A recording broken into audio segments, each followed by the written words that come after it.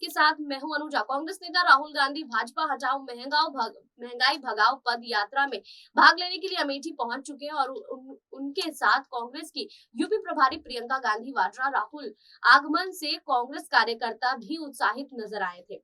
राहुल गांधी ने कार्यकर्ताओं को संबोधित करते हुए कहा है कि कुछ दिन पहले प्रियंका मेरे पास आई थी और उसने मुझे कहा कि लखनऊ चलो। मैंने उससे कहा कि लखनऊ जाने से पहले मैं अपने घर जाना चाहता हूं। उन्होंने कहा है कि अमेठी मेरा घर है, मुझे यहाँ से कोई अलग नहीं कर सकता है। 2004 में राजनीति में आया है और पहला चुनाव मैंने यहाँ से ही लड़ा था। वहीं उन्होंने कहा है कि आपने मुझे राजनीति सिखाई है, मैं आपको धन्यवाद देता हूँ। आज देश के सामने दो सबसे बड़े सवाल हैं, बेरोजगारी और महंगाई। इन सवालों पर जवाब ना मुख्यमंत्री देते हैं और ना प्रधानमंत्री। राहुल गांधी ने कहा है कि अभी आपने कुछ दिनों पहले देखा होगा कि प्रधानमंत्री गंगा जी में स्नान कर रहे थे, मगर प्रधानमंत्री देश को यह नहीं कह सकते हैं कि देश में रोजगार क्यों नहीं पैदा हो रहे हैं, रोजगार खत्म क्यों हो गए हैं और हमारे देश के युवाओं को रोजगार क्यों नहीं मिल पा रहा है।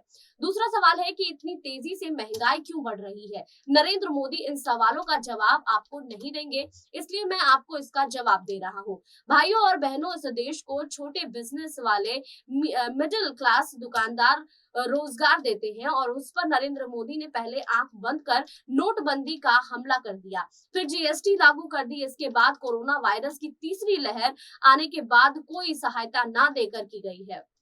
इसलिए देश में महंगाई और बेरोजगारी दोनों बढ़ रही है। राहुल गांधी ने कहा है कि नरेंद्र मोदी ने अपने 2-3 पूंजीपति मित्रों के हवाले सब कुछ कर रखा है।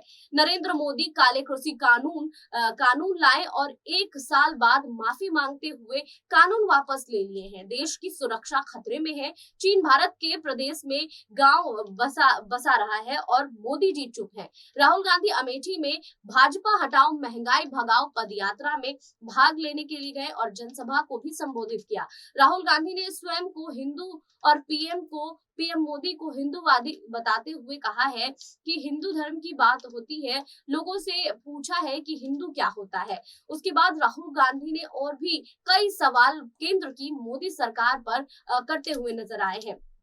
वही बता दें कि राहुल गांधी जब अमेठी में दौरा कर रहे थे, यहाँ पर लाखों की संख्या में भीड़ इकट्ठा हुई थी और लगातार भीड़ को संबोधित करते हुए राहुल गांधी ने अपनी बातें भी जनता के समक्ष रखी है। इस बीच प्रियंका गांधी भी राहुल गांधी के साथ थी और राहुल गांधी के समर्थन में अपनी बात कहती हुई नजर आई। देखिए इस रिपोर्ट में कि प्रियंका गांधी और राहुल गांधी ने अमेठी में और क्या क्या बातें कही है। अमेठी की सीट गंवाने के बाद राहुल गांधी 29 महीने में पहली बार अमेठी आए। ऐसे में सवाल उठ रहा है कि क्या राहुल गांधी सिर्फ यूपी चुनाव को देखते हुए अपने पुराने संसदीय क्षेत्र पहुंचे हैं या इसका संदेश कुछ और है। 2019 की हार के बाद सियासी हलकों में यह भी कहा गया था कि राहुल गांधी अब शायद ही अमेठी का रुख करें। एक ऐसे दौर में जब प्रियंका गांधी ने पूरी तरह से यूपी में कांग्रेस की चुनावी कमान संभाल रखी है, तो राहुल के अमेठी दौरे के क्या मायने हैं, समझते हैं। जानकार कहते हैं कि पिछली बार के विधानसभा चुनाव में कांग्रेस को रायबरेली की 2 सीटें मिली थी, अमेठी में एक भी सीट नहीं मिली थी। अमेठी की 3 सीटों पर कांग्रेस दूसरे नंबर पर आने के में भी सफल नहीं हो पाई थी और इस बार शुरुआत वह अपने गढ़ से कर रही है।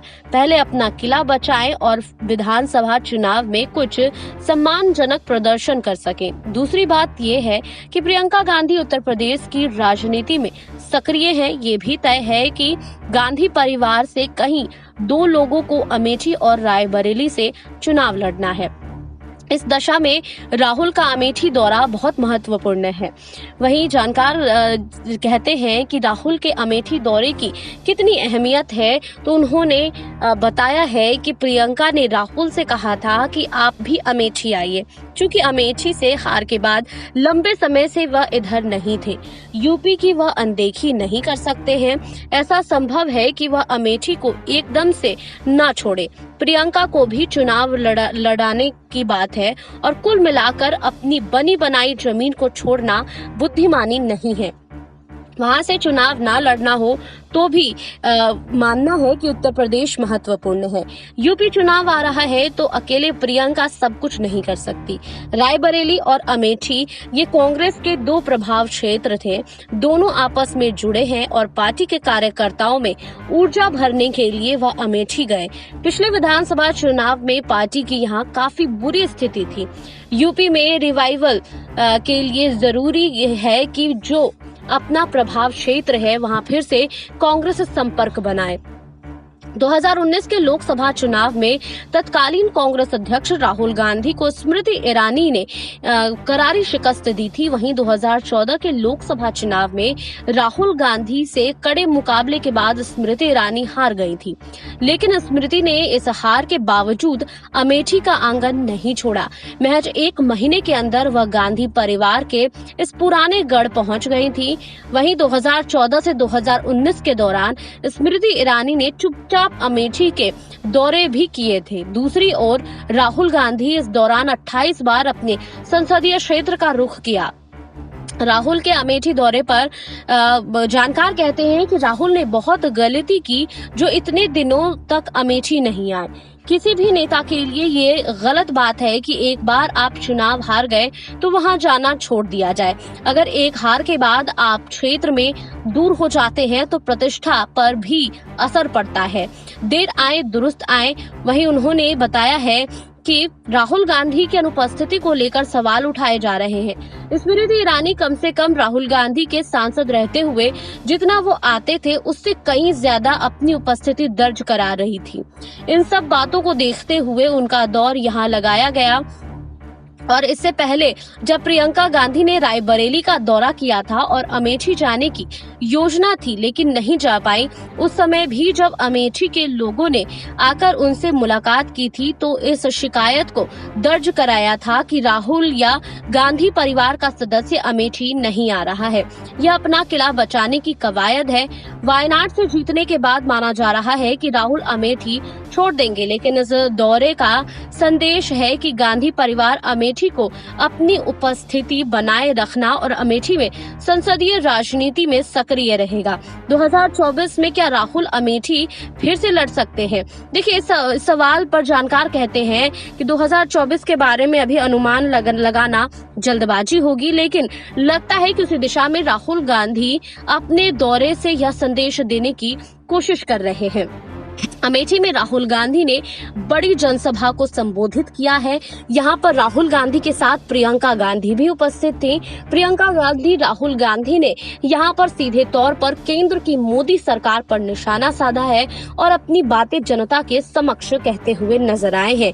बेरोजगारी का मुद्दा उठाया गया है, महंगाई का मुद्दा उठाया गया है और राहुल गांधी ये कहते हुए भी नजर आए हैं कि जब से अमेठी से वो गए हैं उसके बाद से यहाँ पर कोई भी काम नहीं किया गया है। यानी कि स्मृति ईरानी अमेठी वालों को कोई भी काम करके नहीं दिखा सकी हैं। जो भी काम हुए हैं वो कांग्रेस की सरकार में अमेठी में किया गया है। इस बीच भारी संख्या में भीड़ भी देखने को मिली और भीड़ के बीच राहुल गांधी ने अपनी बातें कहने में थोड़ा भी देर नहीं किया और यहाँ पर केंद्र की मोदी सरकार और योगी आदित्यनाथ पर अपनी बातें कहते हुए नजर आए, तंज कसते हुए भी नजर आए। हालांकि इस दौरान देखा गया है कि पुरुषों की संख्या भीड़ में बहुत ज्यादा थी, महिलाओं की संख्या कम थी, लेकिन महिलाएं अपना समर्थन प्रियंका गांधी को देने जरूर पहुंची थी। और प्रियंका गांधी चूंकि महिलाओं के लिए उत्तर प्रदेश में कई बड़ी घोषणाएं करती हुई नजर आ रही हैं, इसीलिए अब महिलाएं खुद को प्रियंका गांधी से जोड़कर देखती हैं। महिलाओं के लिए प्रियंका गांधी काम करती हुई नजर आ रही हैं। इससे पहले ये भी था कि अमेठी में जब दौरे हुए उससे पहले प्रियंका गांधी ने महिलाओं से बातचीत भी की थी। प्रियंका गांधी ने महिलाओं के लिए जो घोषणा पत्र जारी किए हैं उसमें महिला सुरक्षा और महिला सशक्तिकरण को लेकर कई बातें कही गई है, कई चीजें की जा रही हैं। आपको हमारी रिपोर्ट कैसी लगी हमें कमेंट बॉक्स में लिखिए। बाकी और खबरों के लिए जुड़े रहिए SPN 9 न्यूज के साथ।